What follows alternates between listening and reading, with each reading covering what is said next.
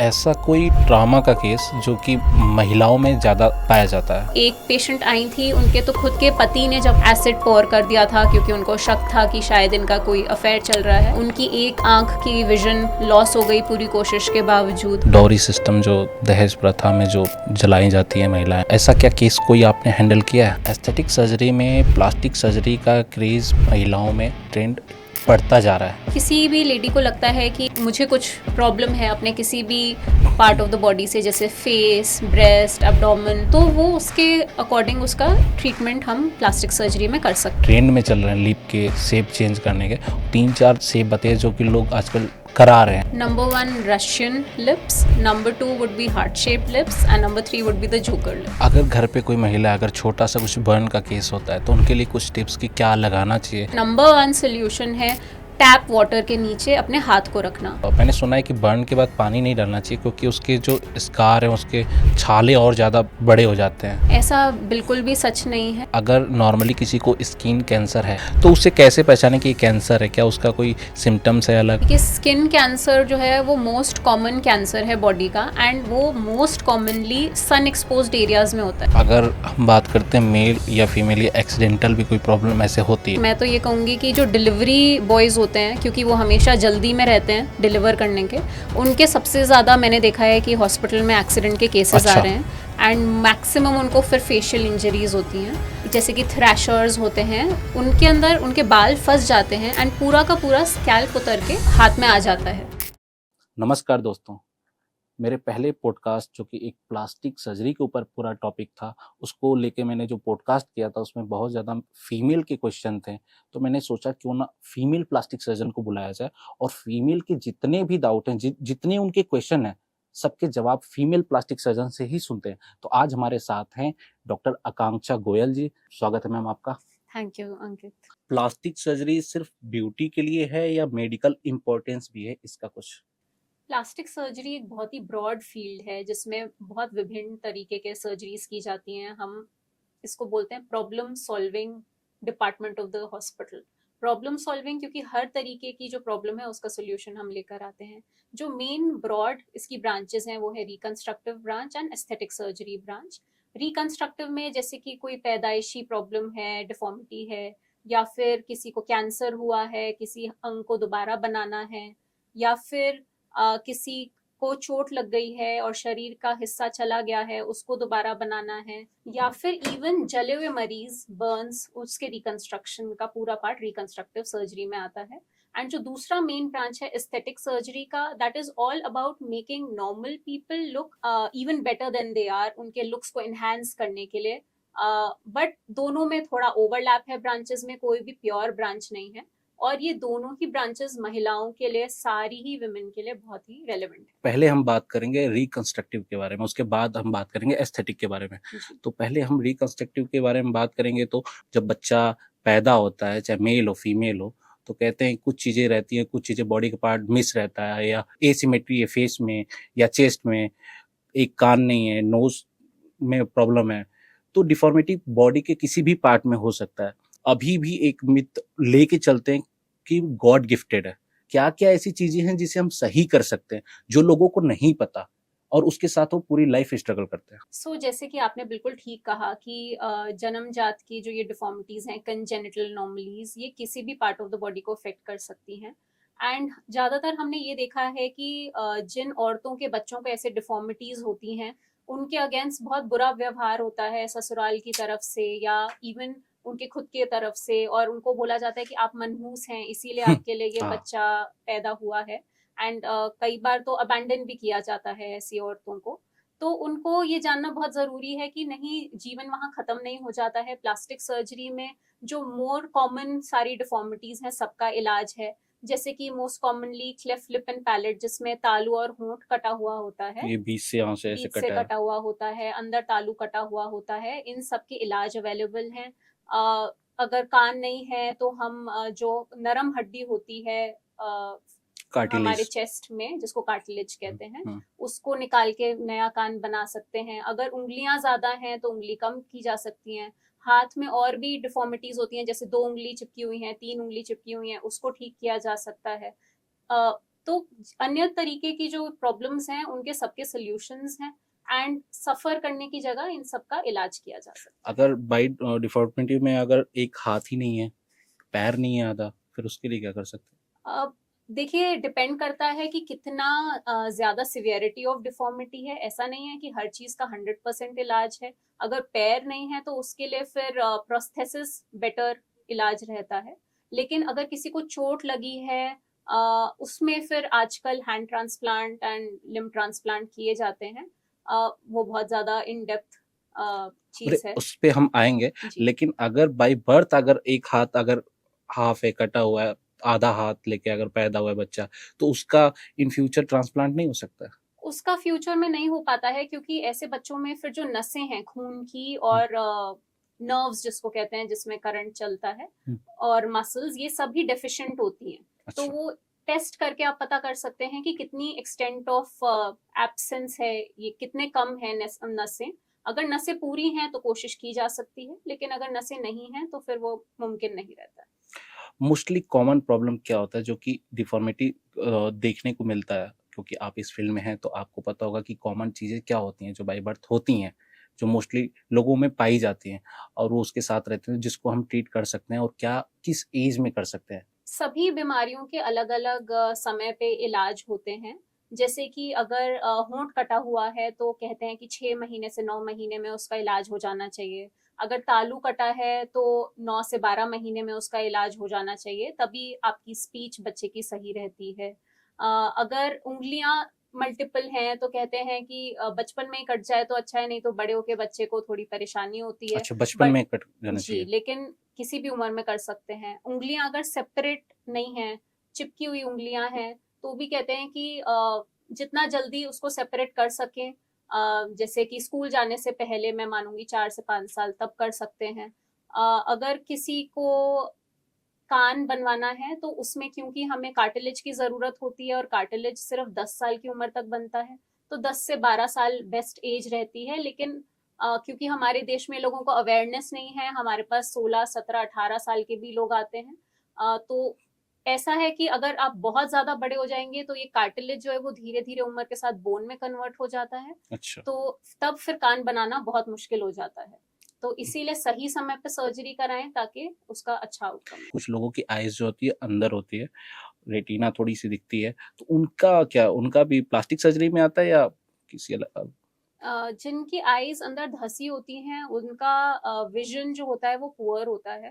तो हम्म, हम उसको कॉस्मेटिकली थोड़ा इम्प्रूव कर सकते हैं। मोस्टली ऐसी आंखें कई बार निकाल दी जाती हैं अगर उसमें विजन नहीं होता है, हम्म। एंड हम एक सॉकेट प्रिपेयर कर सकते हैं प्लास्टिक सर्जरी में, बट उसमें फिर फेक आई डलती मैम, आपने बर्न के बारे में मेंशन किया, तो बर्न से रिलेटेड एक मेरे माइंड में क्वेश्चन था कि क्या बर्न मेल और फीमेल में अगर कंपैरिजन में देखें तो फीमेल को ज़्यादा बर्न के केसेस आते हैं, उसका रीज़न क्या है? है। ऐसा नहीं है कि औरतों में ही सिर्फ बर्न्स होते हैं, आदमी और औरतों में दोनों में होते हैं। लेकिन जो हाउस होल्ड रिलेटेड, यानी कि घर में जो बर्न्स होते हैं, वो मैक्सिमम वुमेन में होते हैं, क्योंकि ट्रेडिशनली हमें पता है कि हम सबके घरों में औरतें ही किचन में काम करती हैं। इवन छोटी बच्चियों को बचपन से ही बोला जाता है कि आप किचन में चूल्हे पे काम करिए या गैस पे काम करिए। एंड हमारे घरों में कोई सिखाता नहीं है कि सही तरीके से कैसे गैस का या चूल्हे का इस्तेमाल करना है। ऑल्सो दूसरी प्रॉब्लम ये रहती है कि जो औरतों के क्लोथिंग है, या तो साड़ी होगी या चुन्नी होगी या फ्रॉक होगी बच्चियों में, तो इन सभी कपड़ों में आग लगने की संभावना ज्यादा रहती है, और इसीलिए फिर घरों में लेडीज में ही ज्यादा बर्न्स पाए जाते हैं। अगर घर पे कोई महिला अगर छोटा सा कुछ बर्न का केस होता है तो उनके लिए कुछ टिप्स कि क्या लगाना चाहिए? ज़्यादातर गांव में लोग कोलगेट वगैरह अलग अलग चीज़ यूज़ कर लेते हैं, कुछ दो चार टिप्स उनको दें कि अगर छोटा बर्न है तो वो कैसे उसे अच्छे से करें, क्योंकि वो लास्ट में जाके बहुत बड़ा स्कार बन जाता है। अगर किसी भी महिला को कोई बर्न हुआ है घर पे, तो कोलगेट ना लगाएं, और रतन जोत और ये सब पेशेंट्स लगाते हैं, उनसे कोई फायदा नहीं है। देखिए, बर्न इसलिए हुआ है क्योंकि आपकी चमड़ी का टेम्परेचर जो है वो बढ़ गया है आसपास की चमड़ी से। तो हमें ये टेम्परेचर को कम करना है। इसको कम करने के लिए नंबर 1 सोल्यूशन है टैप वाटर के नीचे अपने हाथ को रखना। ठीक है। Pour water on the burns. इन बर्न्स को साइज को मिनिमाइज करने के लिए, उनकी डेप्थ, गहराई को मिनिमाइज करने के लिए आपको 15 मिनट चलते हुए पानी में रखना है अपने हाथ को या पैर को। ठंडे पानी। कभी भी किसी पेशेंट को हम ये नहीं एडवाइस करेंगे कि आप ठंडा पानी ढूंढिए, क्योंकि ठंडा पानी ढूंढने में जितना समय व्यर्थ होता है उतने में आप अगर नॉर्मल टैप वाटर में ही डालेंगे, उसका भी टेम्परेचर बॉडी टेम्परेचर या जले हुए एरिया से कम होता है, एंड वो तुरंत आप कर सकते हैं। एंड यहाँ पे समय सबसे इंपॉर्टेंट चीज है, जितना जल्दी आप टेम्परेचर लो करेंगे उतना कम डैमेज होगा। तो जो लोग ढूंढना शुरू कर देते हैं कि बर्फ ढूंढो, ठंडा पानी ढूंढो, घर में फ्रिज नहीं है, पड़ोसी के जाओ, उस सबसे डैमेज ज्यादा होता है और फायदा कम।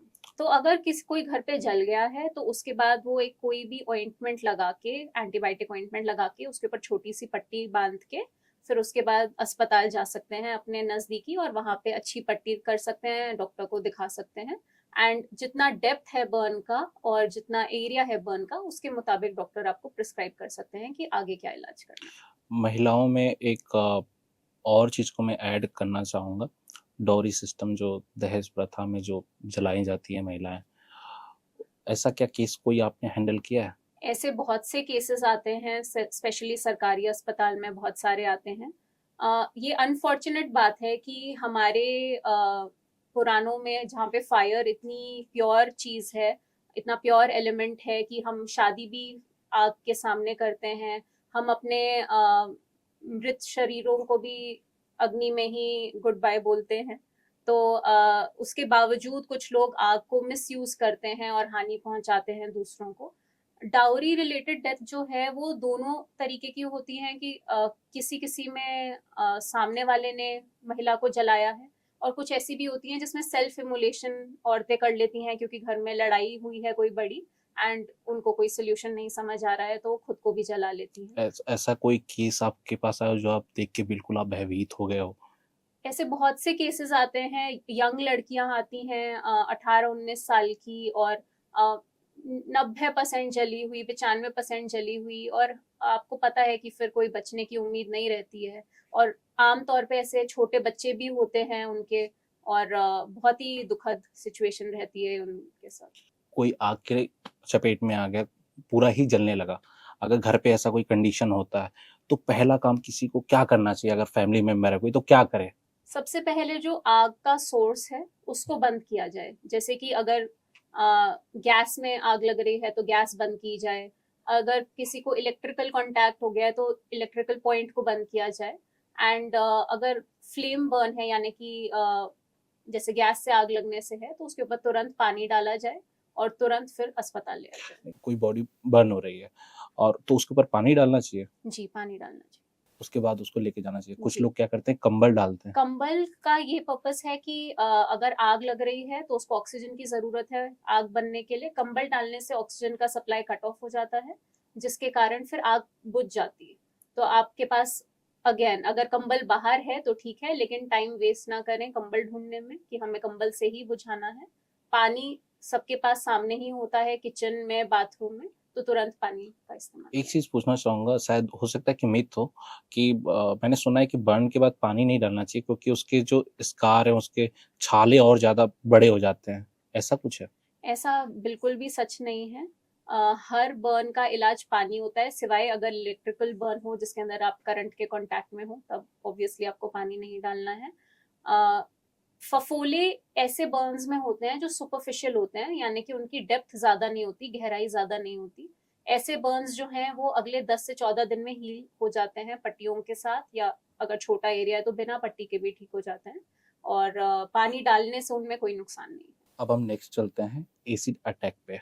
ये भी कॉमन प्रॉब्लम है जो कि आज के टाइम में काफी ज्यादा हो रहा है महिलाओं। ये भी सिर्फ मुझे लगता है कि मैंने नहीं कहीं देखा कि किसी पुरुष के ऊपर एसिड एसिड अटैक हुआ है, सिर्फ महिलाओं पे ज्यादा किया जाता है। तो हम बात करेंगे इसकी रिकवरी और साइकोलॉजिकल केयर के बारे में। एसिड अटैक्स हमारे देश में बहुत ही ज़्यादा कॉमन हैं, क्योंकि हमारे जो टॉयलेट क्लीनर्स अवेलेबल हैं उसमें सब में concentrated sulphuric and nitric acid available रहता है। तो इजी एक्सेस है जो भी ऐसा हार्म पहुंचाना चाहता है किसी के लिए। कोई भी एसिड अटैक दूसरे मतलब उस लड़की को मारने के लिए नहीं होता है, उसको डीफेस करने के लिए होता है, यानी कि उसके चेहरे को खराब करने के लिए होता है। इसलिए आमतौर पे फेस पर ही एसिड फेंका जाता है ताकि वो लड़की पूरी जिंदगी के लिए स्कार्ड रहे। जो भी एसिड बर्न्स होते हैं वो बहुत ही डीप बर्न्स होते हैं, वो बिल्कुल अंदर की परत तक पहुंच जाते हैं, एंड इसीलिए बहुत ज्यादा डिफॉर्मिटी आ जाती है फेस के ऊपर। एंड अगर आंखों में चली जाए तो अंधापन भी बहुत ज्यादा कॉमन है ऐसे पेशेंट्स में।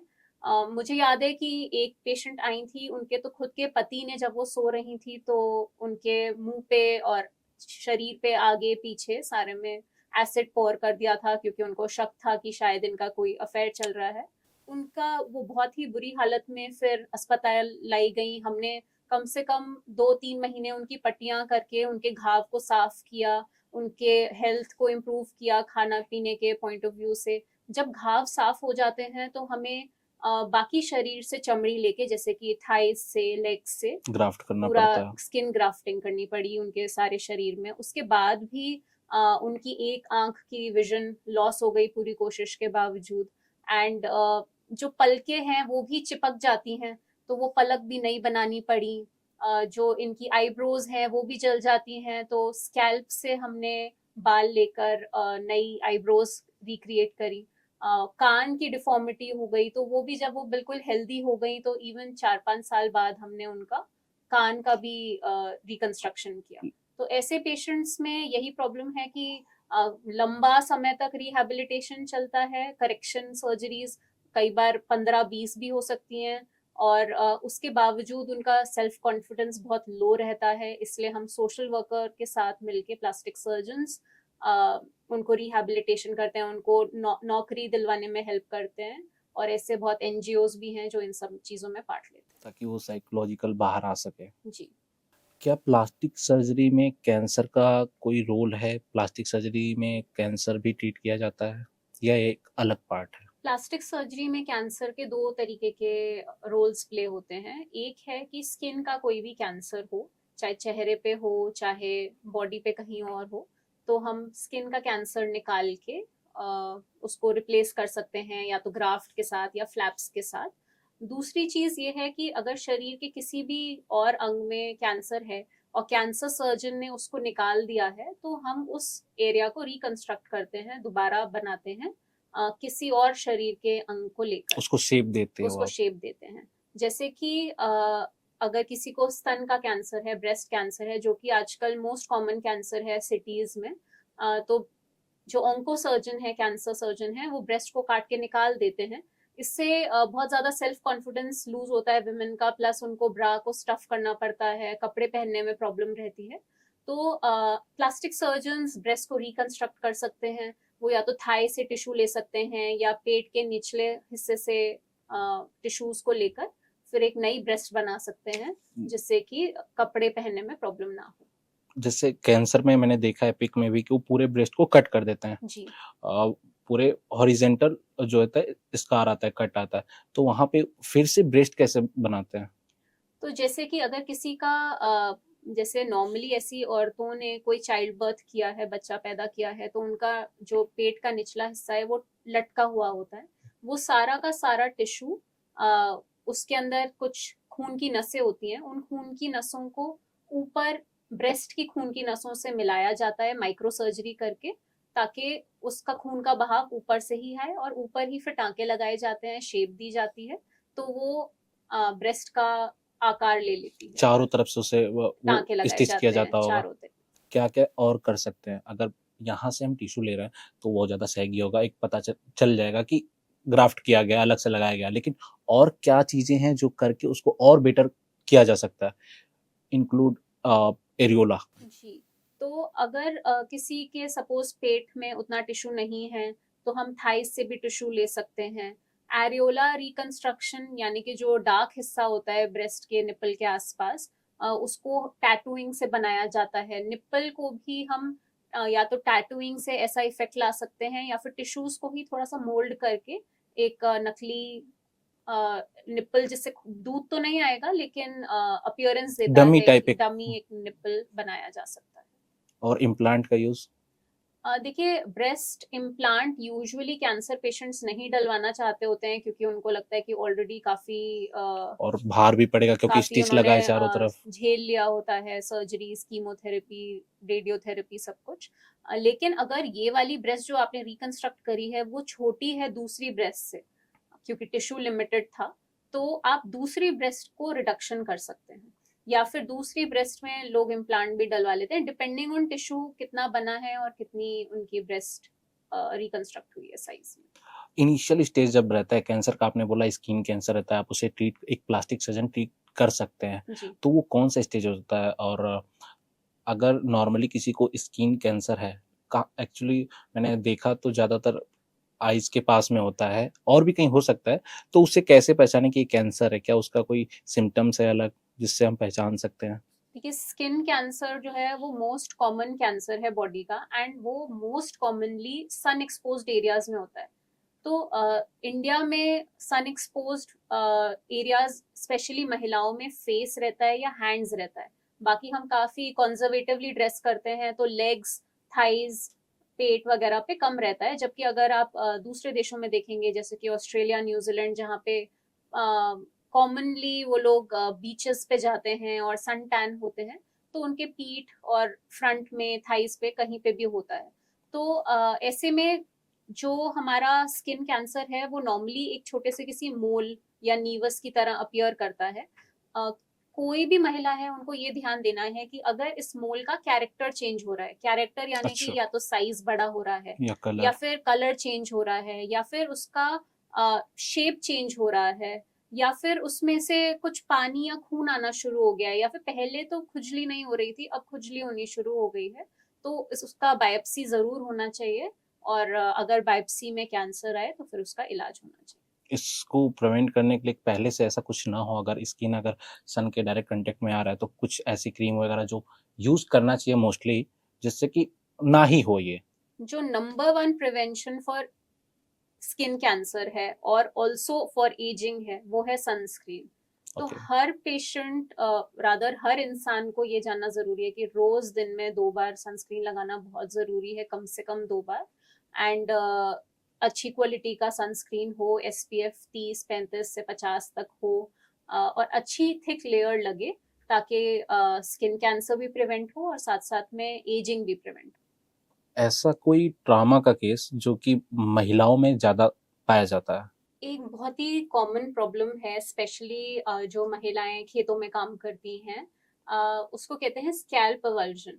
तो जैसे कि हमारे कंट्री में मोस्टली सारी women they have very long hair, हम सब लोगों को लंबे बाल पसंद आते हैं।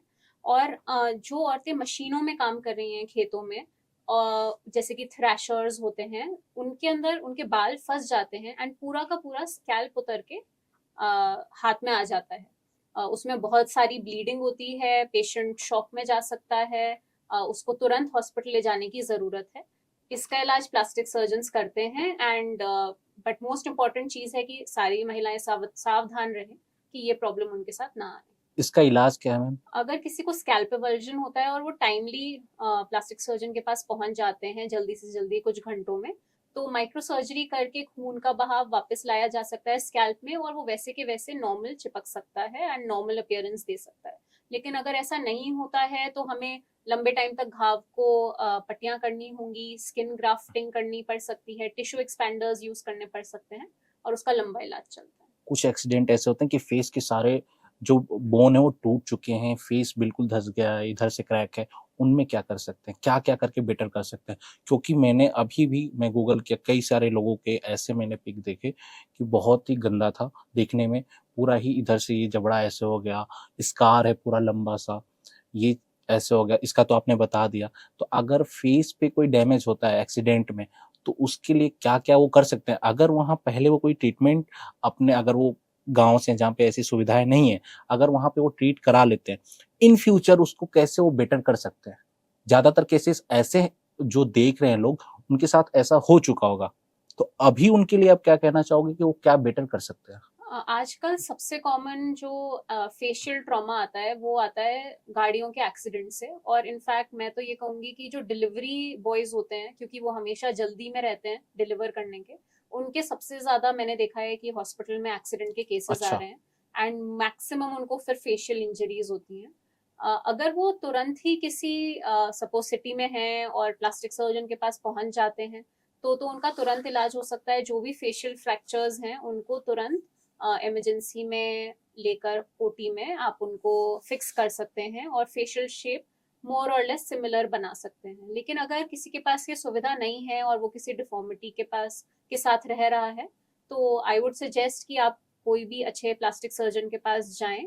एंड आजकल बहुत सारी टेक्निक्स हैं। आप हड्डियां दूसरे शरीर के हिस्से से लेके बना सकते हैं फेस को। आप फैट ड्राफ्टिंग कर सकते हैं, कहीं पे अगर ज्यादा धसा हुआ है फेस तो उसमें फैट इंजेक्शन करके उसको नॉर्मलाइज कर सकते हैं। कहीं पे बालों का लॉस है तो बाल भी लगा सकते हैं दोबारा से। अगर होंठ कटा हुआ है या मिस शेप्ड है तो उसको ठीक कर सकते हैं। तो आजकल बहुत अच्छे टेक्निक्स आ गए हैं जिसको यूज करके फेस को काफी नॉर्मल किया जा सकता है। स्कार देखिए, बहुत सारी टेक्निक्स हैं कम करने की, बट गायब कभी नहीं होते। तो प्रिवेंशन ही बेस्ट चीज है। फाइन हो सकता है। हाँ जी। थोड़ा आप स्कार को रिवाइज करवा सकते हैं। टिश्यू एक्सपैंडर्स भी यूज होते हैं कि बाकी हिस्से के बाकी चेहरे के स्किन को लेकर स्कार को हटाया जा सके। लेकिन बिल्कुल स्कार्स को गायब करना मुश्किल है। अब हम बात करेंगे एस्थेटिक सर्जरी के बारे में। एस्थेटिक सर्जरी में प्लास्टिक सर्जरी का क्रेज महिलाओं में ट्रेंड बढ़ता जा रहा है। क्रेज कह सकते हैं कि क्रेज बढ़ता जा रहा है। बहुत सारी चीज़ें हैं जो कॉमन है कि आज के टाइम में सेलिब्रिटीज़ करा रहे हैं और आके कैमरे पे बोल भी रहे हैं, लाइक बोटॉक्स, फिलर। ये चीज़ें बहुत ज़्यादा मुझे लगता है कि मोस्टली सेलिब्रिटीज़ जो हैं ये यूज़ करते ही हैं बोटॉक्स, फिलर। तो हम स्टार्ट करते हैं फेस से। तो बोटॉक्स का और फिलर का रोल बताइए, और कौन इसे ट्रीट करा सकता है, कौन इसे अपने फेस पे यूज़ कर सकता है? अगर वो क्या ये सिर्फ सेलिब्रिटीज़ करा सकते हैं या नॉर्मल कोई अगर महिला है वो अपने आप को भी बेटर दिखाना चाहती है तो करा सकती है या नहीं? देखिए, प्लास्टिक सर्जरी जो है वो किसी भी महिला के लिए यूज हो सकती है। ऐसा नहीं है कि सिर्फ सेलिब्रिटीज को ही यूज करनी है। प्लास्टिक सर्जरी आपके खुद के सेल्फ कॉन्फिडेंस को बढ़ाने के लिए है, वो दूसरों को के लिए नहीं है। तो अगर किसी भी लेडी को लगता है कि मुझे कुछ प्रॉब्लम है अपने किसी भी पार्ट ऑफ द बॉडी से, जैसे फेस, ब्रेस्ट, एब्डोमेन, तो वो उसके अकॉर्डिंग उसका ट्रीटमेंट हम प्लास्टिक सर्जरी में कर सकते हैं। आपने पूछा बोटॉक्स एंड फिलर्स के बारे में। बहुत सारे पेशेंट्स को कंफ्यूजन है कि बोटॉक्स क्या चीज है और फिलर्स क्या चीज है, और इंटरचेंजेबली भी यूज करते हैं। देखिए, बोटॉक्स एक ऐसा केमिकल है जिसको इंजेक्ट किया जाता है मसल्स में, ताकि वो मसल्स रिलैक्स हो जाएं। ये मसल्स जो हैं जब ये टाइट होती हैं तो उससे हमारे झुर्रियां नजर आती हैं, रिंकलिंग नजर आती है। एंड रिंकल्स से ऑफ कोर्स हम थोड़ा ओल्डर अपियर करते हैं।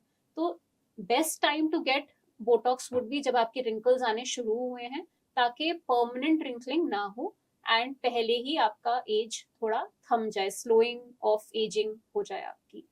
Fillers on the other hand वो एक ऐसा केमिकल सब्सटेंस है जो कि गड्ढों को भरने के लिए है या फिर किसी फीचर को एनहांस करने के लिए है। जैसे कि बोला जाता है कि सड़क में कोई गड्ढा है तो उसको सीमेंट से भरा जाता है, तो वैसे ही फिलर्स का रोल रहता है गड्ढों को भरने में। जैसे एजिंग के साथ जो होता है कि आंख के नीचे गड्ढे बन गए हैं, चीक थोड़ा नीचे को ड्रूप हो गया है, तो आप आंखों के नीचे फिलर्स डलवा सकते हैं। अगर आपकी नाक थोड़ी उबड़ खाबड़ है, उसका स्ट्रेट लाइन नहीं है, माइल्ड चेंजेस की जरूरत है, तो पूरी राइनोप्लास्टी सर्जरी की जगह आप सिर्फ फिलर्स डलवा सकते हैं। आपको लगता है कि आपकी चिन अंदर धसी हुई है, तो आप थोड़ा चिन के अंदर फिलर डलवा साफ सकते कर हैं, सकते हैं। शार्प कर सकते हैं, जॉ लाइन को शार्प करवा सकते हैं। तो इस पर्पस के लिए फिलर है। लेकिन एक चीज कॉमन है दोनों में, कि दोनों ही टेम्पररी सोल्यूशंस हैं एंड इनको कुछ कुछ महीनों में दोबारा रिपीट करने की जरूरत है। कितने महीने तक चलता है एक बार अगर करते हैं? तो आमतौर पे डिपेंडिंग ऑन द कंपनी कोई भी दोबारा ट्रीटमेंट की जरूरत 3 महीने से 6-7 महीने तक पड़ बार सकती है। तो बेसिकली ये देखा जाए तो सेलिब्रिटीज के लिए, क्योंकि इतना एफर्ट तो वही कर सकते हैं हर 6 महीने पे। नहीं, ऐसा बिल्कुल नहीं है कि ये सिर्फ सेलिब्रिटीज के लिए है। जिसको सच में जरूरत है उसको सेल्फ कॉन्फिडेंस बढ़ाने की जरूरत है। आजकल के जमाने में सब इतना कमाते हैं कि वो इस चीज को अफोर्ड कर सके। आपने फिलर का बात किया, बेसिकली इससे इनहेंसमेंट होती है। अभी हम बात करते हैं लिप के। किस किस टाइप के लिप बनाए जा सकते हैं, किस टाइप के वेरिएशन है लिप में कि फिलर यूज करके उस टाइप के हम लिप दे सकते हैं? आमतौर पर जो लड़कियां हमारे पास आती हैं लिप एनहेंसमेंट विद फिलर्स के लिए, उनको एक बहुत ही नेचुरल लिप चाहिए होता है, वो थोड़ा सा इवर्टेड हो, बहुत ज्यादा डक वाली लुक ना आए उसके अंदर। लेकिन और भी कुछ लोग होते हैं जो कहते हैं कि हमें हार्ट शेप लिप्स चाहिए, या फिर हमें जोकर स्माइल चाहिए जिसमें एंगल ऑफ द माउथ ऊपर हो। तो ऐसे करके हम फिलर्स के साथ प्ले कर सकते हैं और थोड़ा डिफरेंट शेप ऑफ लिप्स दे सकते 3 या 4 जो भी हैं जो ट्रेंड में चल रहे हैं लिप के शेप चेंज करने के, 3-4 शेप बताइए जो कि लोग आजकल करा रहे हैं, क्या-क्या कैसे हम कर सकते हैं? हैं। Number 1 Russian lips, number 2 would be heart shape lips, and number 3 would be the joker lips. तो हार्ट शेप लिप कैसे बनता है अगर फिलर करें तो हार्ट कैस किस शेप टाइप का हार्ट बन जाएगा? हार्ट शेप लिप्स में अपर लिप जो होता है वो थोड़ा ज्यादा एनहेंस्ड होता है compare to the lower one, तो ऐसा लगता है कि ऊपर ज्यादा प्लम्प है और नीचे थोड़ा नैरो है। तो जब आप आउट करते हैं तो एक हार्ट शेप ज्यादा अपीयरेंस आती है। और एक चीज और देखने को मिलती है कि ये जो गैप है ब्यूटी एस्पेक्ट से अगर देखें तो कुछ महिलाओं में लिप बहुत डाउन होता है, काफी नीचे होता है, तो उसको ऊपर करके और उसको इन्वर्ट करना है तो उसके लिए क्या कर सकते हैं?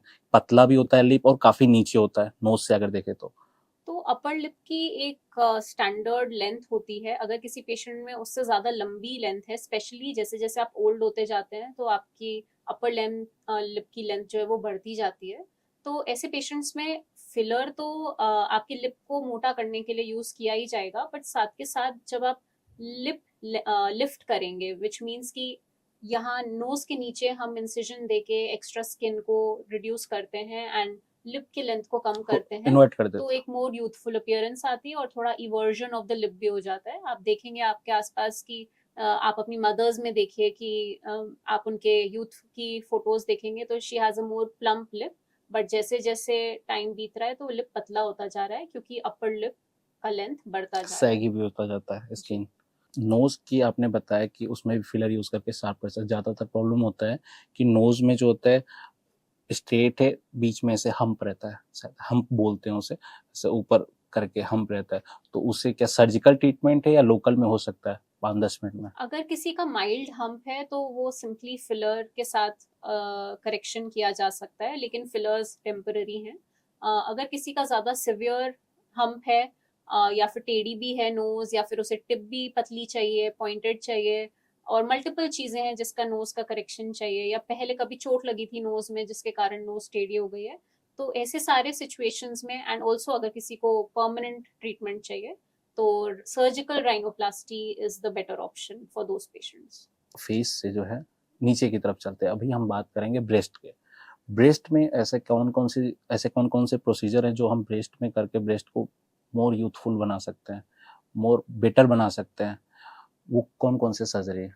इंडिया में हर तरीके की औरतें हैं। कुछ ऐसी औरतें हैं जिनका ब्रेस्ट ऑलमोस्ट फ्लैट है या बहुत कम वॉल्यूम है, छोटी ब्रेस्ट है। कुछ ऐसी हैं जिनकी बहुत ज्यादा हैवी ब्रेस्ट है, कुछ ऐसी हैं जिनकी सैगिंग ब्रेस्ट हैं। तो प्लास्टिक सर्जरी में हर टाइप के ब्रेस्ट का इलाज अवेलेबल है।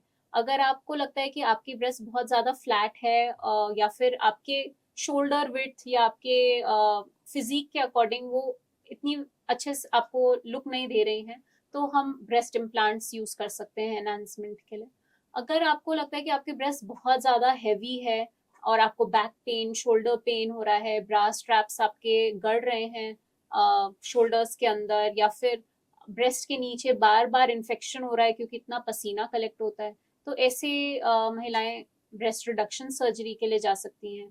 किसी को अगर बच्चे को ब्रेस्ट फीड करने के बाद बहुत ज्यादा सैगिंग हो गई है ब्रेस्ट की, डिफ्लेट हो गई है ब्रेस्ट, साइज छोटा हो गया है, तो वो इम्प्लांट और लिफ्ट दोनों करा सकते हैं, नहीं तो सिर्फ लिफ्ट करा सकते हैं।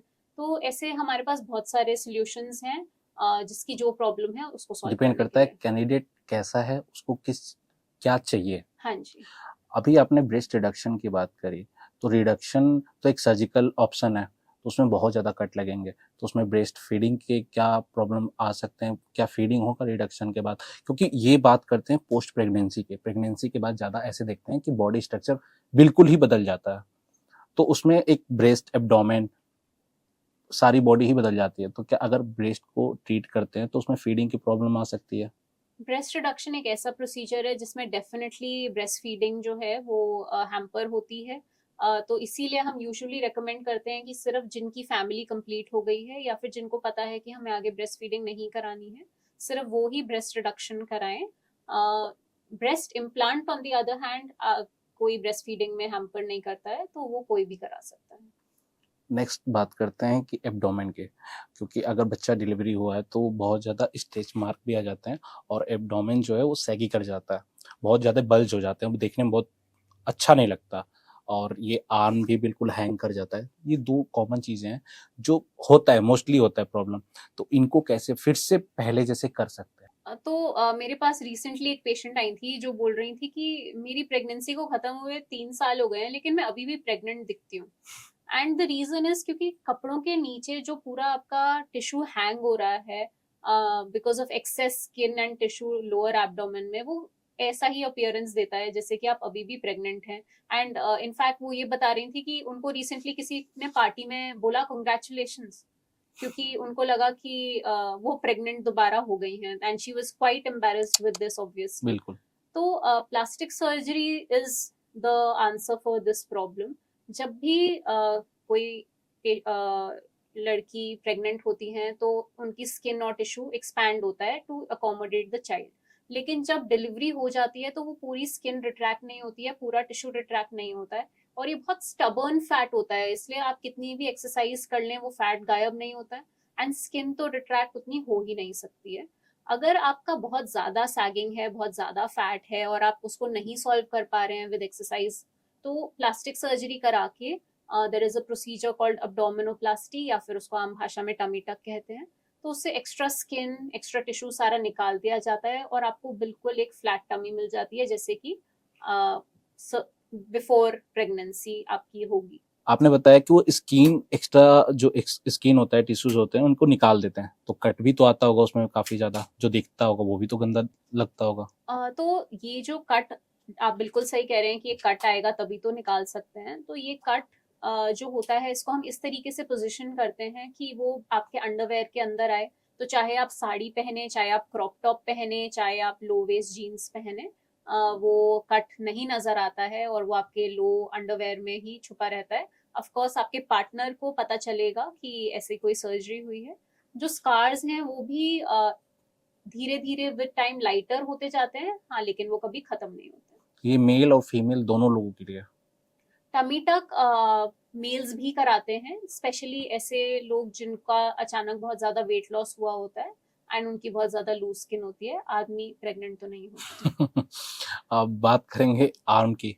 आर्म भी बहुत ज्यादा हैंगिंग हो जाता है, स्किन हैंग कर जाते हैं, तो वो देखने में बहुत बेकार प्रेगनेंसी में लगता जो है। वेट गेन होता है जब उसको लूज करते हैं तो स्किन हैंग हो जाती है। नहीं तो अगर जनरली किसी लड़की ने वेट लूज किया है तो भी स्किन हैंग हो जाती है। उसका आंसर भी ब्रेकियोप्लास्टी है। उसमें हम एक्स्ट्रा स्किन फैट निकाल के लाइपोसक्शन करके फिर उसको लाइपोसक्शन क्या होता है, उसमें क्या करते हैं?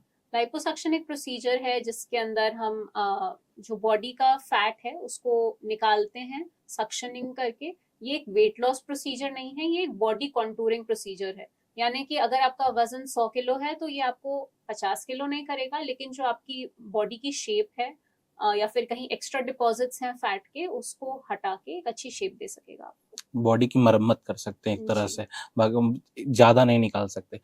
अभी मुझे समझना है कि आपने बोला लाइपोसक्शन से भी फैट निकालते हैं, आपने फिर बोला टमी टक करके हैंगिंग स्किन को निकालते हैं, तो किन में लाइपोसक्शन किया जा सकता है? कौन कैंडिडेट है जिसमें सिर्फ सक्शन करके फैट निकाल के सही कर किया जा सकता है बॉडी को, और किन में कट किया जा सकता है, पूरी स्किन को कट करना पड़ेगा? दोनों के कंडीशन क्या है, कैंडिडेट कौन कौन से?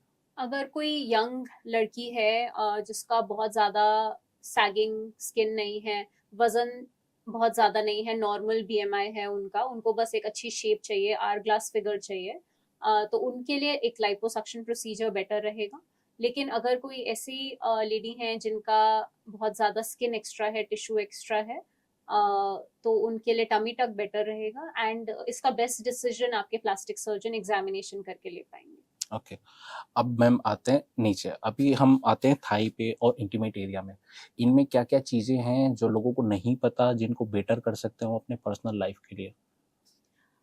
देखिए थाइज इंडियन लेडीज में बहुत ज्यादा हैवी होती हैं एंड उसके कारण वो कई बार जीन्स नहीं पहनती हैं या कुर्ते लंबे लंबे बहुत गंदा डालती दिखता है, थाई हैं, बहुत थाइज बहुत प्रोमिनेंट दिखती हैं। अगर उनका खराब शेप है और उनको वो नहीं पसंद आ रहा है तो लाइपोसक्शन करके थाइज का एक अच्छा शेप लाया जा सकता है जिससे ज्यादा एस्थेटिक अपीयरेंस आए एंड वो अपने चॉइस के कपड़े पहन सके। End of course self confidence बहुत बढ़ जाता है जब आप अपने बॉडी को देखते हैं शीशे में कि उसकी कितनी अच्छी अपीयरेंस है। एक एक मैं रील देख रहा था, उसमें एक लेडी थी, वो हाफ उन्होंने पहन रखा था, जींस पहन रखा था, तो उनके थाई काफी बड़े थे। अब वो डांस कर रही थी, तो उनके कमेंट में बहुत गंदे गंदे कमेंट थे। उनके थाई में गड्ढे टाइप थे पूरे थाई में, वो बहुत गंदा लग रहा था। तो वो डांस करते हुए उन्होंने वीडियो डाला था, तो लोगों ने बहुत गंदे गंदे कमेंट किए थे कि क्या दिखा रहे हो ये वो। तो अगर इस टाइप का किसी का क्या सेक्शन जब आप करोगे, पतला करोगे, तो क्या इसे भी ट्रीट किया जा सकता है? तो ये जो आप गड्ढे धब्बे कह रहे हैं इसको सेल्यूलाइट कहते हैं। और सेल्यूलाइट पूरी तरीके से लाइपोसक्शन से खत्म नहीं होता है लेकिन मैं कहूँगी 40-50% कम दिखना शुरू हो जाता है। अच्छा। तो डेफिनेटली अपीयरेंस बेटर हो जाती है, लेकिन सेल्यूलाइट के बहुत ज़्यादा अच्छे कोई ट्रीटमेंट्स अवेलेबल नहीं है, बहुत ही रेजिस्टेंट टू ट्रीटमेंट वाली चीज़ है। तो कोशिश की जा सकती है कि उनको बेटर दिखने की हेल्प की जाए। अभी कमेंट में एक चीज और आया था, किसी फीमेल का ही था कि आजकल जैसे अभी आपने वो पैडेड ब्रा की बात करी, इम्प्लांट की बात करी, वैसे बट की बात करते हैं, तो वहाँ पे भी कुछ स्टफ वगैरह आ गया है, कुछ रख के अभी ऐसे नॉर्मल काम चलाने के लिए लोग यूज कर रहे हैं, जिस प्रॉब्लम फेस करनी पड़ती है। क्या उसका भी कोई सॉल्यूशन है प्लास्टिक सर्जरी जो में? बहुत पतली लड़कियां होती हैं कई बार उनका जो बम एरिया होता है वो बहुत ज्यादा फ्लैट होता है एंड कोई मतलब अच्छी कर्व्स नहीं होती हैं जिससे कि वो कॉन्फिडेंट फील करें और ज्यादा फेमिनिन फील करें। उनके लिए प्लास्टिक सर्जरी में दो सॉल्यूशंस रहते हैं, एक होता है बीबीएल जिसको कहते हैं ब्राजीलियन बट लिफ्ट, और दूसरा होता है बट इम्प्लांट। तो बीबीएल में हम आपके ही शरीर का फैट लेकर बट में इंजेक्ट करते हैं ताकि उसमें एक शेप आए, साइज बढ़े। और जिन लड़कियों में इतना फैट नहीं है, ऑलरेडी बहुत ज्यादा थिन है, तो उनके लिए फिर हम एडवाइस करते हैं कि आप एक बट इम्प्लांट डलवा लीजिए ताकि उसका फिर परमानेंट सोल्यूशन हो जाए और एक अच्छा size of the but achieve करें। इंटीमेट एरिया पे बात करते हैं पोस्ट प्रेगनेंसी के, क्या क्या चीजें हैं, क्या क्या कर सकते हैं? इंटीमेट एरिया में जो डिफरेंट पार्ट्स हैं, चाहे वजाइना हो, चाहे लेबिया माइनोरा हो, लेबिया मेजोरा हो, जो प्रेगनेंसी से उसमें चेंजेस आते हैं, उसको छोटे छोटे प्रोसीजर्स होते हैं प्लास्टिक सर्जरी के जिनको करके आप प्री प्रेगनेंसी स्टेट में ला सकते हैं। अब हम बात करते हैं मैम, ये तो बॉडी का पार्ट हो गया, अब हम फीमेल में हेयर को लेके बात करते हैं, क्योंकि हेयर फॉल भी काफ़ी ज़्यादा होता है लेडीज़ में। अभी तो मैं देख रहा हूँ कि लेडीज़ सबसे ज़्यादा मिनॉक्सिडिल वगैरह यूज़ कर रही हैं, पीआरपी भी यूज़ कर रही हैं, टैबलेट्स भी ले रही हैं, क्योंकि हेयर फॉल काफ़ी तेज़ी से हो रहा है। उसके क्या रीज़न है हेयर फॉल होने के लिए, और उससे उसको प्रिवेंट करने के लिए क्या कर सकते हैं, और हेयर ट्रांसप्लांट के बारे में भी बात करते हैं। तो प्लीज़ इसको पूरा एक्सप्लेन कीजिए कि अगर जो महिला देख रही हैं, अगर इस प्रॉब्लम को फेस कर रही हैं, तो उस कंडीशन में वो क्या क्या कर सकते हैं, और लास्ट ऑप्शन क्या है? लेडीज में most common cause of hair fall is just, और जो उनके साथ साथ डिजीजेस होते हैं जैसे पीसी ओएस है या थायराइड की प्रॉब्लम है या डायबिटीज है, इन सब चीजों से and also in general ladies का पुअर न्यूट्रिशन, एनीमिया है, इन सब से हेयर फॉल बढ़ता है। तो नंबर वन चीज है कि आपकी डाइट अच्छी हो, आप एक्सरसाइज करें और फिटनेस जर्नी पर चलें हमेशा। नंबर टू, जो आपने पूछा कि क्या इनके अंदर हम हेयर ट्रांसप्लांट कर सकते हैं, तो अगर किसी का डिफ्यूज हेयर लॉस है, मतलब जनरली बीच बीच में से बाल गिर रहे हैं, तो हम यूजुअली हेयर ट्रांसप्लांट नहीं कर पाते हैं, उसमें फिर पीआरपी, जीएफसी, मिनॉक्सिडिल, इन सब का इस्तेमाल होता है। लेकिन एक स्पेसिफिक कंडीशन है जिसको कहते हैं ट्रैक्शन एलोपेशिया। कुछ लेडीज होती हैं जो बहुत टाइट पोनीटेल्स बनाती हैं, तो जब बहुत टाइट पोनीटेल बनाते हैं तो आगे के हिस्से के बाल मतलब जो बाल है को खींचते हैं? खींच के चोटी बनाते हैं, तो आगे के हिस्से के बाल कम होते जाते हैं। अच्छा। तो उसमें फिर हम हेयर ट्रांसप्लांट एडवाइस करते हैं। और इसको प्रिवेंट करने का तरीका है कि प्लीज टाइट पोनीटेल्स ना बनाएं। मुझे लगता था कि ऐसे कुछ नहीं होता है, इतने स्ट्रांग होते हैं बाल, वो खींच के पीछे एकदम बांधते हैं। नहीं, ये चीज common, in fact even in sardars है, जो सिख लोग हैं, जब वो पगड़ी पहनते हैं और वो टाइट पोनीटेल्स बनाते हैं तो उनको भी ये प्रॉब्लम होती है। तो it is a known problem. किस स्टेज में एक महिला को हेयर ट्रांसप्लांट के बारे में सोचना चाहिए? अगर आपका हेयर फॉल स्टेबलाइज हो चुका है और आपने सब कुछ करके देख लिया है, नॉन सर्जिकल प्रोसीजर्स की इन सब से अब बाल नहीं बढ़ रहे हैं, तो फिर आपको हेयर ट्रांसप्लांट के लिए किसी प्लास्टिक सर्जन को कंसल्ट करना चाहिए। इनिशियल स्टेज पे अगर वो हेयर फॉल हो रहा है तो मिनॉक्सिडिल लें या पीआरपी जीएफसी, और पीआरपी जीएफसी के यूज क्या है, उनके बेनिफिट्स क्या हैं? अगर मिनॉक्सिडिल यूज कर रहे हैं तो करें या ना करें? देखिए, कोई भी अगर कंडीशन है जिसका कोई फुल प्रूफ इलाज नहीं है तो हमेशा मल्टी प्रोंग्ड अप्रोच रखनी चाहिए। तो अगर मिनॉक्सिडिल से फायदा हो रहा है वो तो करते ही रहिए, उसके साथ साथ आप पीआरपी, जीएफसी और इवन कुछ मल्टीविटामिन कैप्सूल्स आते हैं जिससे कि nourishment of the hair better होता है, वो सब एक साथ करेंगे तो बेटर कुछ आपका ऐसे रिजल्ट आएगा। मल्टीविटामिन्स, क्योंकि लोग जानना चाहते हैं, उनको सही कोई गाइड नहीं करता कि कौन से हेयर फॉल में कौन से मल्टीविटामिन्स लेने चाहिए, चाहे मेल हो चाहे फीमेल हो। देखिए, जो बेस्ट जज हैं उसके वो आपके ट्रीटिंग डॉक्टर रहेंगे डिपेंडिंग ऑन योर कंडीशन। तो आपको अगर कुछ भी ऐसी प्रॉब्लम, आपको यानी कि किसी भी पेशेंट को अगर ऐसे प्रॉब्लम लग रही है तो the best decision will be your doctor, वो आपको एग्जामिन करके फिर ही एडवाइस कर पाएंगे। किस डॉक्टर के पास जाना चाहिए?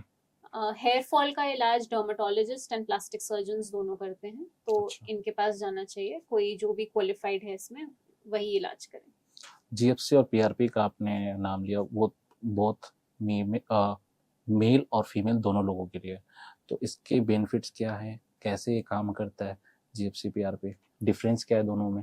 पीआरपी आपके खुद के ब्लड से डिराइव्ड लिक्विड है जिसको इंजेक्ट किया जाता है स्कैल्प में। जो आपके ब्लड को हम प्रोसेस करते हैं, उसके जो अच्छे तत्व हैं वो इंजेक्ट जब डायरेक्टली स्कैल्प में होते हैं तो हेयर की ग्रोथ बेटर होती है, उसकी क्वालिटी बेटर होती है, thickness of the hair increases, तो ओवरऑल एक ज्यादा सर पे भरा हुआ लुक आता है। जीएफसी उसी का एक मॉडिफिकेशन है जिसके अंदर कुछ एक्सटर्नल फैक्टर्स भी डाले जाते हैं अलोंग विद योर पीआरपी, तो उससे और बेटर इफेक्ट माना जाता है कि आता है इन्हीं सब डायमेंशंस में।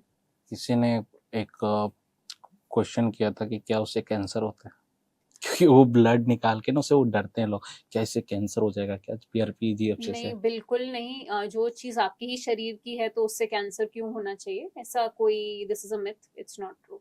मैम, एक क्वेश्चन के साथ में हम पॉडकास्ट को का एंड करते हैं कि आप उन महिलाओं को क्या एडवाइस आप करना चाहोगे जो प्लान कर रहे हैं प्लास्टिक सर्जरी के लिए, या वो प्लास्टिक सर्जरी करा चुकी हैं, या वो प्लान कर रही हैं, तो उनके लिए आप क्या एडवाइस करना चाहोगे? मेरा एक ही मेन एडवाइस रहेगा कि जब भी आप कोई प्लास्टिक सर्जरी प्रोसीजर प्लान करें तो एक ऐसे डॉक्टर के पास जाएं जो एक क्वालिफाइड प्लास्टिक सर्जन हो। कई लोग हैं मार्केट में जो डॉक्टर्स ही नहीं हैं या डॉक्टर हैं लेकिन सर्जन नहीं है, या सर्जन है लेकिन प्लास्टिक सर्जन नहीं है, और वो भी ये सारे प्रोसीजर्स कर रहे हैं। I think that is very dangerous and it is not safe for you at all. तो अगर कोई भी ऐसा प्रोसीजर कराना जा रहे हैं तो पहले उसके क्रेडेंशियल्स ज़रूर चेक कर लें। जो प्लास्टिक सर्जरी करा चुके हैं उनके लिए मेनली ये एडवाइस रहेगी कि अगर आपके कोई भी स्कार्स हैं, आप चिंता ना करें, आप उसके ऊपर मसाज करते रहें, सिलिकॉन जेल्स आते हैं वो अप्लाई करें, सन से प्रोटेक्ट करें उस स्कार को, and definitely the scar will go on improving. अगर आप कोई प्लास्टिक सर्जरी प्लान कर रहे हैं तो इट इज़ वेरी इंपॉर्टेंट कि आप अपने डॉक्टर को बताएं कि आप इन मेडिकेशंस पे हैं या कोई आपको डिजीज है जैसे डायबिटीज है, हाइपोथायरॉयडिज्म है, ताकि आपके एनेस्थीसिया में कोई प्रॉब्लम ना हो और अनवांटेड कॉम्प्लिकेशंस को अवॉइड किया जा सके। थैंक यू मैम, आपका बहुत बहुत थैंक यू कि आप मेरे पॉडकास्ट में आए। आई होप कि आप लोगों को बहुत ज़्यादा, बहुत अच्छी से आपके जो भी डाउट रहे होंगे प्लास्टिक सर्जरी को लेके, वो सारे क्लियर हो चुके होंगे। अगर अभी भी आपके कुछ क्वेश्चंस रहते हैं तो मैं मैम को फिर से इनवाइट करूंगा, आप लेकिन कमेंट में आप कमेंट जरूर करें कि किस टॉपिक के ऊपर मैं नेक्स्ट पॉडकास्ट लेके आऊं, या इन फ्यूचर पॉडकास्ट भी अगर मैं मैम के साथ करूं तो किन क्वेश्चन के ऊपर डिस्कस करूं। अगर आप कोई मेल देख रहा है पॉडकास्ट को तो आप भी अपने क्वेश्चन को कमेंट बॉक्स में कमेंट जरूर करें। आपके जितने कमेंट होंगे उस हिसाब से मैं डिसाइड करूंगा कि मुझे किसे एज अ गेस्ट इन्वाइट करना है। तो बने रहिए साथ। मैं हूं अंकित सिंह काकन, मिलते हैं नेक्स्ट पॉडकास्ट में। Thank you.